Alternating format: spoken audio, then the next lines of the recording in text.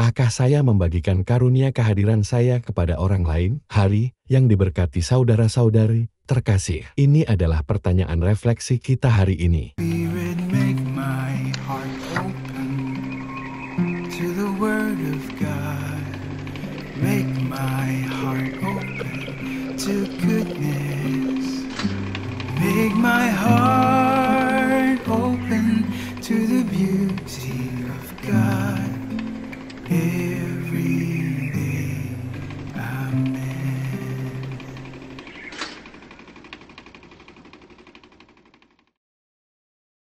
Hari ini, saat kita merayakan Hari Raya Maria diangkat ke surga, kita ingat dalam Lukas bab 1, ayat 39-56, kunjungannya kepada sepupunya, Elizabeth, dan Magnificatnya.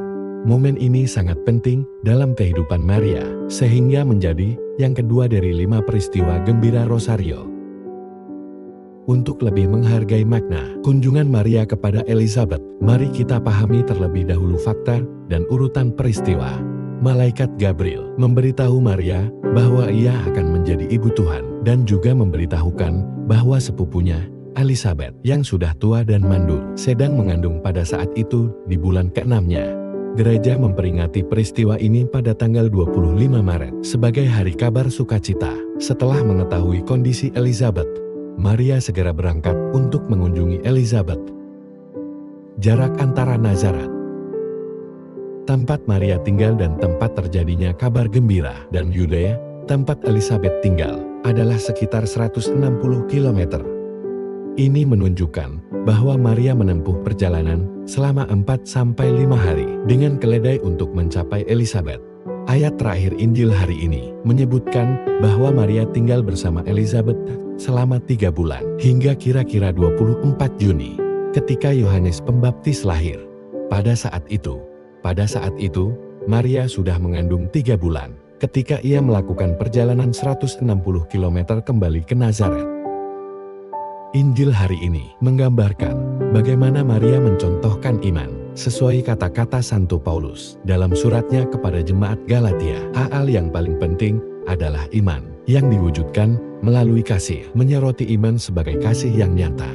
Iman Maria tampak melalui kasih, dibuktikan dengan perjalanannya dari Nazaret ke Yudea untuk mengunjungi Elizabeth.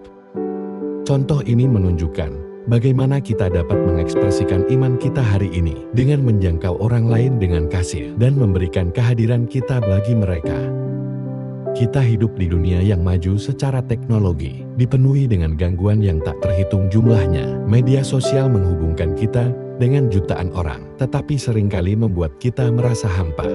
Hal ini begitu meresap, sehingga satu keluarga bisa berada di ruangan yang sama dan tetap tidak saling berbicara. Pelajaran hari ini mengingatkan kita akan nilai dari karunia kehadiran. Kisah Elizabeth menunjukkan hal ini. Dulu, ia dianggap ditinggalkan dan disebut wanita mandul oleh tetangganya.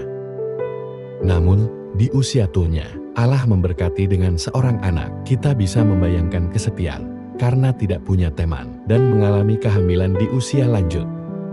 Elizabeth tidak meminta Maria untuk datang. Begitu mendengar tentang keadaan Elizabeth, Maria segera datang membantunya. Respons tepat dan tanpa pamrih ini menunjukkan pengertian dan empati Maria. Jika ini terjadi sekarang, tak akan cukup bagi Maria untuk mengirim pesan pada Elizabeth atau berbicara padanya lewat video call. Mari mengerti dan memberikan karunia kehadirannya. Bagi Maria, hubungan sejati membutuhkan kehadiran. Saudara-saudari, bagaimana kita akan menjawab panggilan Tuhan itu untuk benar-benar hadir bagi orang lain?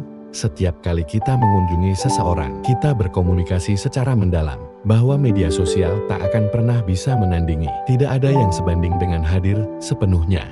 Badan, pikiran, dan jiwa untuk orang lain. Hidup tidak selalu seimbang. Tidak ada yang hidupnya tanpa tantangan. Kita semua menghadapi kesulitan. Ralph Waldo Emerson berkata, cincin dan permata bukanlah hadiah, tapi permintaan maaf atas hadiah. Satu-satunya hadiah sejati adalah sebagian dari dirimu sendiri.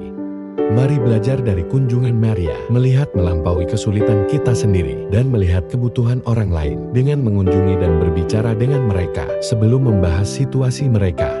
Kita menempatkan diri pada posisi mereka. Tidak ada yang bisa menandingi dampak kehadiran fisik. Sementara bentuk lain dari hubungan dapat melengkapi, mereka tidak pernah bisa menggantikan kehadiran fisik. Karena pada akhirnya kita adalah makhluk fisik. Marilah kita berdoa. Dalam nama Bapa dan Putra dan Roh Kudus. Amin. Bapa, terima kasih untuk orang-orang yang selalu hadir dalam hidup kami, terutama pada masa-masa sulit. Melalui mereka, Engkau meyakinkan kami akan kasih dan kehadiran-Mu yang abadi. Karuniakanlah hikmat, agar kami tahu kapan harus menawarkan dukungan dan keberanian untuk menjadi sumber kekuatan. Semoga kehadiran kami menjadi berkat, membawa kenyamanan, damai, dan harapan bagi mereka yang kami temui. Amin. Dalam nama Bapa dan Putra dan Roh Kudus. Amin. Tuhan memberkati Anda dan keluarga Anda. Tuhan memberkati Gereja Katolik kita. Dan Couples for Christ.